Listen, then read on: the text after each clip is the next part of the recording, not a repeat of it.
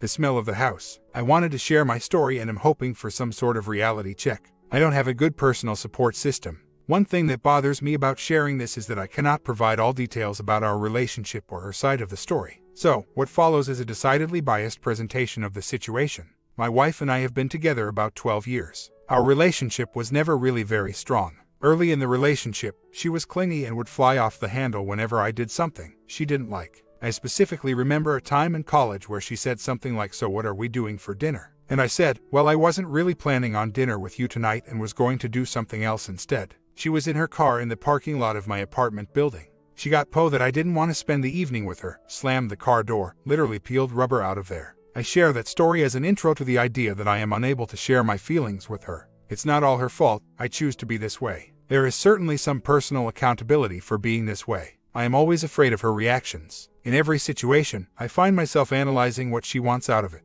and I suppress my true desires and always choose to do what I think she wants. That is a very frustrating existence to live. So, as I mentioned, our relationship was never strong. How could it be when I feel I could never tell her how I really feel about anything? I've never felt she was a friend of mine, and I've never expressed my needs, emotional, physical, or otherwise. I just don't really feel like she cares or that she would try to accommodate them. I've always felt like I was fighting her, and never felt like we were partners. I also never really met her emotional needs. She is a very demanding housemate, and I felt like I worked my back off to meet her housekeeping expectations. I always felt a bit exhausted and couldn't do all that and be the emotional partner she wanted. She was often very clear about what she wanted emotionally, and I never really tried to meet her needs. We were married 6 years ago. 6 years ago, there was a guy at work she flirted with a lot. I never knew anything about it. I was not meeting her needs, didn't pay her attention. He was transferring out of the country and they had a going-away party. I don't think the party was very big. My wife arranged things so she was out with him and a few of her friends, and I was at home. They got drunk, danced together, made out, kissed and petted. She drove him back to the hotel and claims she didn't go in. She didn't come home that night. She said she drove to her friend's house to spend that night because she was too drunk to drive home. I don't really believe the story she tells about how the night ended. I'm sure you can all imagine what I think really happened. She told me about it the next day. But before she told me, she created a new email address, sent herself pictures of her and him from that night on this new email address, deleted those pictures from our camera, and also goggled his name. Of course, those are things I discovered by snooping. She moved out for a few months. We got back together. Our relationship never really changed. We did some somewhat counseling. It didn't ever affect how we acted. She never really talked about why it happened. We never set up any boundaries. I never dealt with any of my frustration or anger. A few months ago, she got a new job. Frankly, I was pretty happy about that. She was still working at the place where she had met the other guy, although he was long gone, and I certainly harbored some bad feelings about that place. Our relationship was at a new low. We have 2 kids, 5 and 2-year-old. It's exhausting. I spent the summer working on a big backyard project. It's exhausting. I work a fairly competitive full-time job. We went weeks without speaking to each other about anything other than the kids. She began spending more and more time on Facebook. She got a smartphone and spent a lot of time texting, emailing, and Facebook from that. Whenever we went anywhere, we'd pile the kids in, I'd drive, and she'd have her phone out and be on Facebook or texting by the time we got to the end of the driveway. She'd often stand in the kitchen, looking at something on her phone, instead of paying attention to the kids or me. So, she had a going-away party on her last day. I was the DD and drove everyone around in our minivan. I was the sober guy in a group full of people drinking. No one was ridiculously drunk. I was tired, had been sick all week. There was one guy who she works with, who she talked to all the time at work, texted him and talked to him on Facebook, a lot. I never really cared, because I never really cared that much about our relationship. That night of her party, I felt like she spent all night talking to him. His wife was there even. But her and him would sit alone at the end of the table, at one bar, and at another bar they literally went to a different table to be alone and talk to each other. Finally, about 1 a.m., we go to a bar that she wants to dance at, and her and 2 other girls go out on the floor. At this point, I'm really a bit pissed and exhausted. We'd been out for 7 hours, and they had started even earlier than that, and I'm in no mood to dance. Of course, her friend from work was. So, he goes out to dance with them. Me equals not happy. Then I look up and he's walking back to hand me her purse so she can keep dancing. I snapped at that point. I grabbed her, said we are leaving, and we walked out. About 10 steps out of the bar I just blurted out, "You know you cheated on me with these people, right?" When got in the car and I just unloaded on her. I started with our relationship is so messed up and proceeded from there. She was drunk and didn't say a single word back, and I bet she doesn't remember anything I said. So, we slept in different beds that night and I was really unhappy about everything. I wanted to know how she felt about things, so I checked her text messages. I found that she was telling one of her friends about how embarrassed she was that we just left, and I just yelled at her about everything. I felt like she didn't understand at all how upset I was about our relationship. I also found a message from her coworker friend that said, "I really like, not love, you a lot," at 1:38 a.m. At that point I really felt like she was having an emotional affair with him. Later that day I told her I wanted out of this relationship.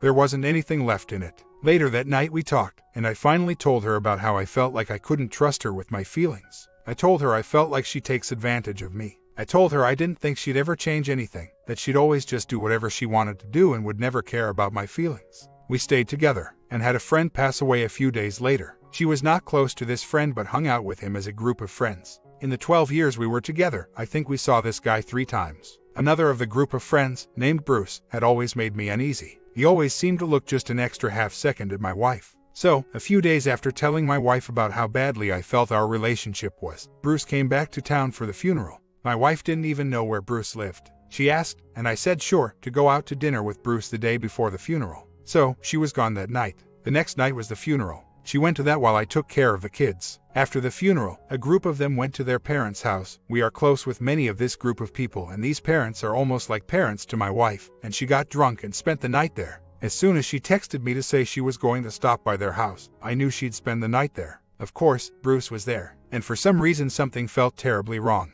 I didn't sleep at all that night. I felt like I had been abandoned after finally telling her how I really felt about things. She came home the next day and I was obviously upset about it. She asked me about it and again I regressed and didn't tell her how I really felt. I just said, it bothered me. She never said sorry for not coming home. She never said thanks for taking care of the kids and everything else while I dealt with this situation.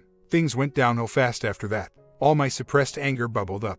I didn't talk to her, and when we did talk, I just attacked. A few days later I get in her phone again. I found an email to one of her friends where she said Bruce had called her that next day, and told her that he wanted to leave his wife to be with my wife. Again, I snapped. Obviously, I was upset. I confronted her and she said she can't control what other people say to her. Things went further downhill. I obsessed about her and Bruce. I obsessed about her and her friend from work. I obsessed about her 6 years ago. I stopped sleeping and eating. Eventually I got help. I went to a therapist who gave me some tools to let some of the anger out. I apologized to my wife. I told her I wanted to be with her. We decided to go to counseling. I changed my view on things. I started trying to meet her emotional needs. Our relationship grew over the course of a month, and interestingly, it was really easy. I liked meeting her needs. Things were great. I was really happy. She was really happy. Unfortunately, that's not the end of the story. She continued to text all the time on her password-protected phone. She continued to spend large amounts of time on Facebook. She continued to log out of her email and Facebook whenever she wasn't using it. She spends large amounts of time on some craft website. I don't feel like she's shown any interest in understanding what my needs might be or how she could meet them. She also continued talking to Bruce. She would talk to him during and after work on the drive home. She would text him and talk to him on Facebook.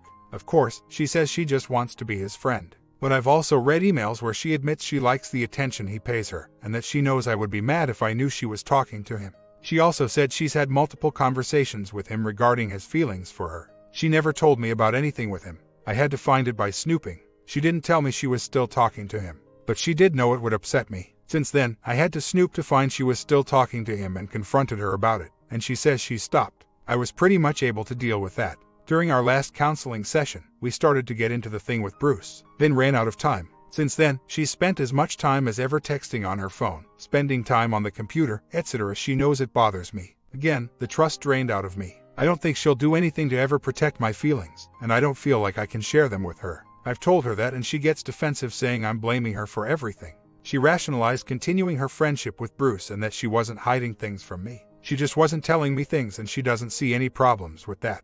That was the moment the trust started to go away. The last couple days I just shut down again. She's thrown me out of the house 3 times in the last week. She says she won't stand for being treated like Shanti, by which she means when I act distant and don't talk to her. She wants the wonderful relationship we had for the last month. I want it too. I want a better relationship though, one where she meets my needs too. Every time we talk about this, it ends up being a you always blame me and a what are you doing to change it? How are you making it better right now? Discussion. Lots of attacking and lots of defending. She says I'm being irrational. She says I'm not trying. She says I'm treating her like Shanti. She thinks I'm going through a mental breakdown because I went from perfect husband to I don't trust you husband. This is hard to hear. She tells me it's my fault. I won't give her a chance, that there is something wrong with me. So, I'm thinking about how to pursue my idea so far is a marriage agreement. My question is this though, how much of the past do I ask her to dig into? She clearly does not understand the concept of I can try to explain it to her, but she'll tell me I am crazy and unreasonable. And even if I am telling her, it won't cause her to understand it. The only way she'll understand is if she learns it herself. So, in pursuit of still am unsure of what to do about the past. Let me assume there was Pa with Bruce. Do you guys feel I need to force her to admit something or prove otherwise? Or do I just draw that line in the sand and move from there? I guess if I don't actively resolve the issue, it comes back to haunt me. Well, I have called several divorce attorney offices just now. It's lunch hour and I didn't have much luck. We'll continue to pursue. I now believe, as many of you have suggested, my wife and I have been in limbo since the first Pa, 6 long years. I am reading about how to set boundaries. The concept that is not immediately apparent to me is the idea that I am setting the boundaries on myself and not trying to control her, because it feels an awful lot like trying to control her actions is exactly what I want to do. My counselor told me you can only control what you do, and I have faith I'll eventually figure the idea of boundaries out.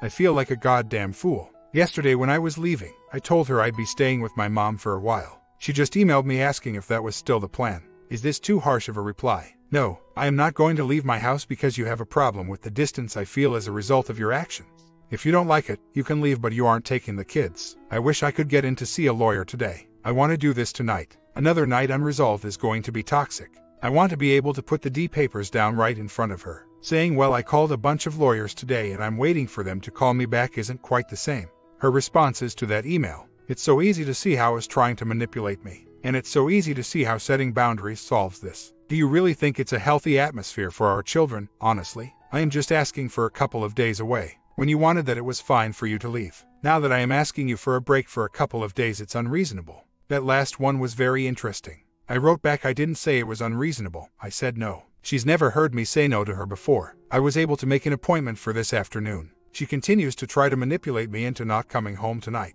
It's an incredible feeling to do what I want to. I can see exactly where I would have said, oh okay honey, I'll do it your way in the past. I can clearly see the gaslighting for what it is now. In the past it would have confused me and made me waver. No effect whatsoever now. The fit she throws could be huge. While I certainly do not discount the conclusions you guys have come to regarding her as a serial cheater, I do believe that she wants a happy marriage that fulfills her needs. I could see her reading the proposal and calming agreeing to it. Just got back from lawyer. Maybe he's just after my money, but even my lawyer said she doesn't respect my feelings. I mean really, the lawyer said that. Unexpected to say the least. She called my mom and convinced my mom I am having a nervous breakdown.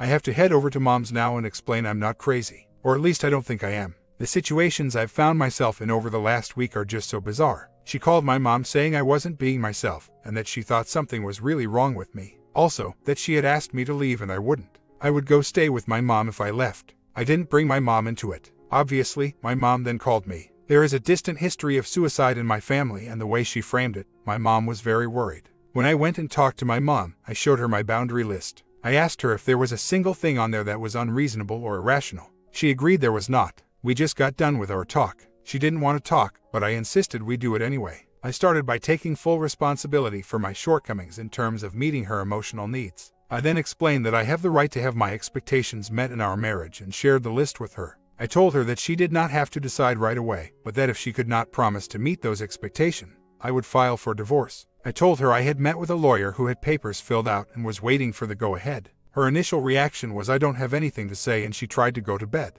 I went about my business, and moments later she came to talk it over. It was so much easier than I'd have thought. She went through a bunch of fitness tests and manipulation techniques. Crying, agreeing to divorce, you are painting me like a criminal. Now that I know about those, they are so easy to see through. I stayed calm, listened to her, acknowledged her feelings, and sent a consistent message throughout. If you cannot meet my expectations in this marriage, I am not going to continue to be married. I made sure it all came back to that, in a calm and deliberate fashion. She seems to have begrudgingly agreed to things. A few sticking points, which I held pretty firm to. All in all, I feel a hell of a lot better, and I don't really care what happens from here. I intend to work on my nice guy condition and generally improve my life. If she comes along for the ride, great. If she doesn't, that's great too. I asked her to provide full text logs to prove she was no longer talking to Bruce. That was the big sticking point in our discussion earlier. She kept talking about how I was going to freak out when I saw them because of the volume of them, and spun about 7 other reasons not to show them to me. She just delivered them to me along with the message that she had not broken off contact with him and had texted him a number of times since I asked her to stop, and she promised to stop, and she told me she had stopped.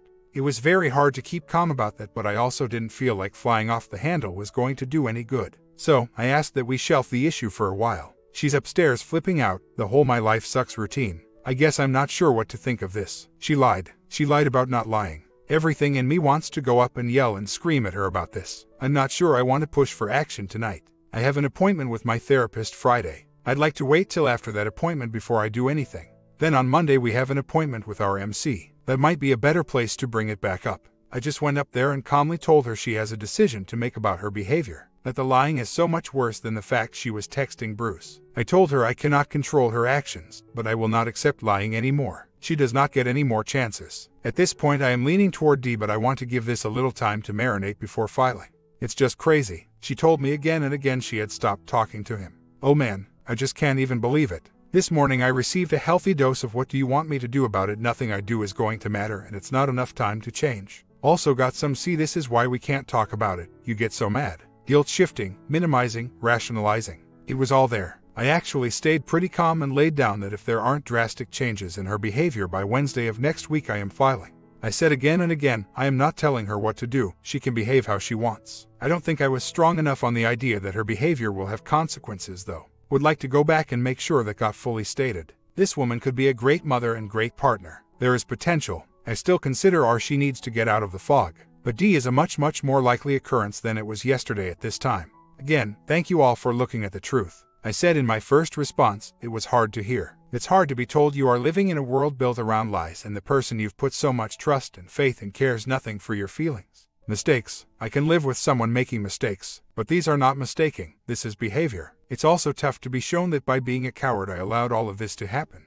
I only saw the log of when texts and calls were placed. Have not seen the contents. Her and Bruce have been in a circle of friends for a long time. Out of that group, like 4 of them are gone due to meds. Another of that group, in fact a close family friend who is like a brother to her, just got admitted for alcoholism and is going through detox. She says they corresponded regarding that. Do I believe her? My point of view is now aligned with the way you guys see this situation. So, I do not need to bother telling you if I believe her. It is funny, but looking at the dates, they totally correspond to the time I started to withdraw and say I couldn't trust her. Almost down to the minute. And of course, she told me over and over that her and Bruce weren't talking and I was being irrational, delusional, and needed to go seek help. She sent me the text and call logs as Excel files, and I know she spent some time at least looking through them. I would not put it past her to have edited them out so she could put a rational story behind her activity. If we pursue R, one of the first steps will be taking a look at those source files and determining if she edited them. If I pursue D, I don't care, so I'm not going to bother now. I got a VAR last night,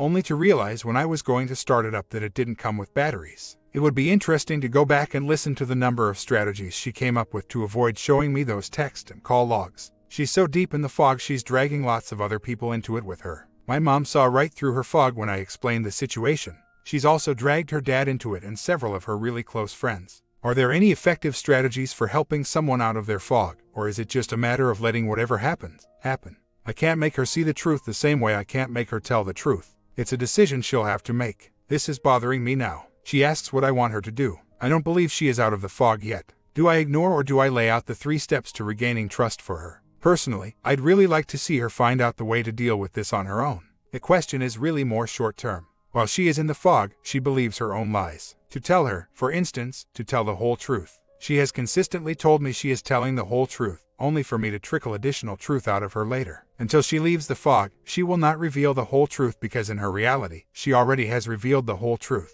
Asking her today to reveal the whole truth leads to an escalation of emotional conflict which allows her to deflect the issue. I'm not playing that game with her. Also, while in the fog, she cannot accept full responsibility for her actions, nor can she be remorseful. She is unable to understand the pain she has inflicted. The only things she can do at this point are give me full transparency, which she has offered but does not fully allow, and write a NC letter. I haven't brought up the NC letter yet. I would like for her to research a fair resolution and discover this for herself. I laid it out pretty clear this morning. I took some of the information from the Nice Guy book and put it in play. I usually avoid confrontation and conflict at all possible costs. Well, I've decided I am taking the amount of money necessary to pay my lawyer's retaining costs out of our joint savings accounts and putting it into an account under my name. It's less than half of the smallest of our savings accounts. I talked to my lawyer about this, who advised it is perfectly legal, will not be viewed negatively by a judge in a divorce hearing, and that I should allow her the courtesy of telling her I am going to do it before I do it. I like my lawyer, by the way. Obviously, I knew what her reaction to this news would be.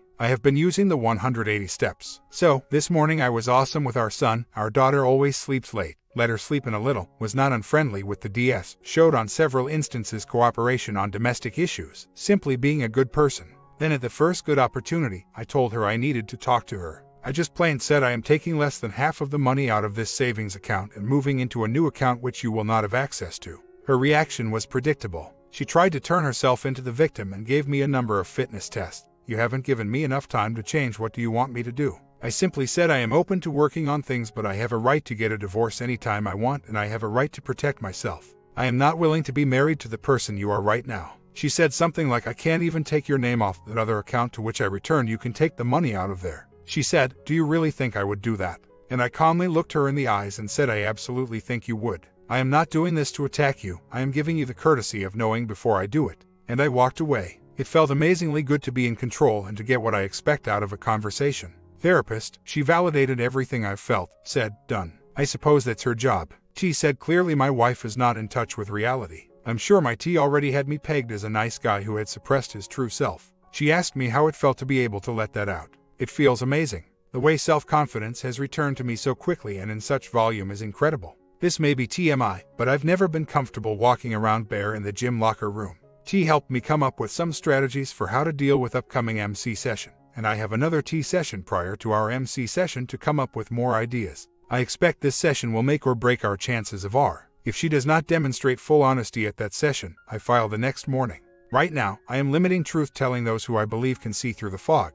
I have told my mom everything. She is supportive of me and her grandchildren, and fully understands the situation as well. I mentioned before I do not have a good support network. However, I am telling my two best friends tonight. They and their wives are close to me and her. The word will spread. Those who are in the fog will live in denial. I have been tempted a number of times to tell her dad, since she used his advice, which I do not believe she actually received, or she lied extensively to him, to try to convince me I was going insane. She also had a friend who texted me the riot act about how I was treating her and how she deserved better. I have resisted not telling her family. I think that's sound advice because telling them turns into denial, emotional escalation, and all the other tricks she uses herself. Hard to resist though. I do think one of the steps she is going to have to go through is telling these people the truth, the whole truth, and nothing but the truth. One thing I began to realize today is how many of her friends and family have participated in the construction and perpetration of her warped version of reality. That sort of thing really makes you wonder. Just got an incredibly long email fitness test. I scanned it and saw the typical maneuvers, including a lead-off about how she hates being in limbo, and stopped reading. What I saw absolutely made my blood start to boil, but I reeled it back in. My response was this: I just want to tell you I will not read this email. You have caused me an incredible amount of pain and misery, and I will not accept your behavior any longer. You are not in limbo. There is a very simple choice for you to make. I have discovered over the last 6 weeks a lot of things I need to change about myself, and I have also shown the ability to change these things. While it seems rather ludicrous to point to this, I have shown her over the last 6 weeks that I understand how I had failed to meet her needs in the relationship, and some of the destructive behaviors that I participate in for my personal life. I have implemented change and done so consistently. I am, in fact, now the alpha male in this relationship, which means I control how and when things are done. The reveal step, as you are suggesting, is not something that I am doing as a first step. My first step is seeing if she proves a change to honest behavior. Without that, nothing else matters. I will not manipulate her into having honestly. Either she does it of her own free will or I file. I have 2 tests devised for her regarding that issue. I have made sure she is aware of this thread, so in the unlikely event she looks, I'm not telling you what they are. It's been a while since I posted and found myself reading this thread over last night. It was an odd experience. I often read my own posts and felt like I was reading a stranger's thoughts. I have gone through a lot of ups and downs, but I have to admit I'm really happy with myself right now. This thread presented the No More Nice Guy book to me. It's really changed my life. I used to be an extreme introvert. I used to walk through a room and literally think to myself, none of these women would ever have any interest in me. I always felt emotionally exhausted, deficient thinking, and was close to no one. By recognizing the ways that I subconsciously sabotage my life and push people away, I've been able to discover self-respect. I feel like I have more energy. I feel happier. I am able to relate to people. I am actually outgoing and find it incredibly easy to have sustained conversations with strangers and friends alike. My work life has improved significantly as I now face conflict and resolve issues rather than finding any way possible to avoid conflict. I feel like a much different person. On the other hand, Christmas was very hard for me. WS and I are attempting R, but sometimes I just can't even be in the same room as her. We wrapped our kids' presents together and I was signing them Mommy and Daddy. It was one of the most difficult experiences in my life. Christmas lunch at my WS grandma's house was torture. I was sitting at the table talking to her 87 or so year old uncle, the nicest, most stand-up guy I've ever met, and I just wanted to scream, "Do you know what she's done? She's made progress on her end, but I have trouble being patient. I've put an incredible amount of time and effort into changing myself. Not for her, but to make myself happier. I watch her just go about her life like nothing happened and put little to no effort into changing herself. She has taken some actions and her views on things have changed from I've never done anything wrong to I did these two really bad things but you made marriage suck for the whole time in between." Which I did. It's been amazing reading the Nice Guy book and digging deep to understand the way I have been shaped. In 1956 my grandpa committed X, leaving my 2-year-old father to grow up fatherless. I didn't even find out about that family secret until I was 20 years old. I see now how it affected him, then he modeled his behavior to me. And that is definitely part of the way I was shaped. I find the deeper I dig, the more I understand and the more I begin to truly feel things. The blatant refusal to allow myself to feel anything emotionally has been a huge issue in my marriage. But of course, I never admitted that to myself until recently. A month later, completely devastated. But that's not what I want to talk about. I feel I am owed one hell of an apology. But I have been a bad husband. Emotionally absent, non-supportive, unwilling to give her what she wants. I read the No Nicer Guy book and realized all the ways my behavior co-created what feels like the world's most unhealthy marriage. As a result of my behavior, my WS has spent years being lonely, bored, afraid of abandonment, and the amount of self-confidence my behavior has eroded from her life must be huge. I've come to realize that just as I've been through hell, I've also caused my WS a lot of pain during our relationship. I'm reforming the nice guy bit, and she can cite specific examples of how my behavior has changed for the better. Healthier is probably more accurate. So, I owe her one hell of an apology too. At the same time, I feel horribly about the way I've treated her, and I've said as much to her, and I want to help rebuild her trust in me and know that I will always be there for her. Certainly, a sincere apology will help that process, and will help unburden my guilt as well. I should point out I've committed to her. I thought that might be obvious, but maybe not. She didn't hint at what she needed. She told me straight to my face and I refused to listen. In fact, I then proceeded to do the opposite, again and again, over 12 years of a relationship. That is what I would call being a complete jerk. And it's exactly what I did. I'm not justifying her cheating, so don't get that idea either. Letting actions speak is a good point. I'm living the apology and will continue to do so for the rest of my life. Maybe verbalizing it isn't so important. I'm reading the book How Can I Forgive You, which talks a lot about emotionally effective apologies, and I feel like that is what she needs to help move on from the pain I caused her. She needs it and I'm willing to give it. But can I do it with no strings attached? If I go first, if she went first, there would be no strings attached. I might be overthinking this. It feels right to do it. So, I should do it. Going through art properly is like an art. It's full of judgment calls on the timing of everything. When to say this, when to ask for that, is she ready to face reality yet, etc. It's especially complicated having kids and knowing that pushing too hard on this will cause my WS to withdraw into a shell. I don't really know how to gracefully end this post. I've deleted about 12 paragraphs of additional thoughts. In the end, simply put, I am committed to R, and that means trying to both make myself happy and healthy and meet the needs of my WS. I am finding it hard to balance these priorities when it comes to this issue. I feel I will be better able to meet the needs of my wife with this apology, but I also fear it could be an unhealthy source of resentment within myself. Therefore, at this time I feel I cannot give it. I am still unsure of how to proceed. In retrospect, I did not come here for the answer, but I did come here for some perspective as well as some empathy, both of which I am getting. I appreciate the posts of everyone here and certainly don't mind hearing more on this subject. My comment, I'm not sure, is it the husband's fault here that the wife cheated? Do you guys think he deserved it? Or she shifted everything on him? Comment down below and I got another longer one coming in the afternoon.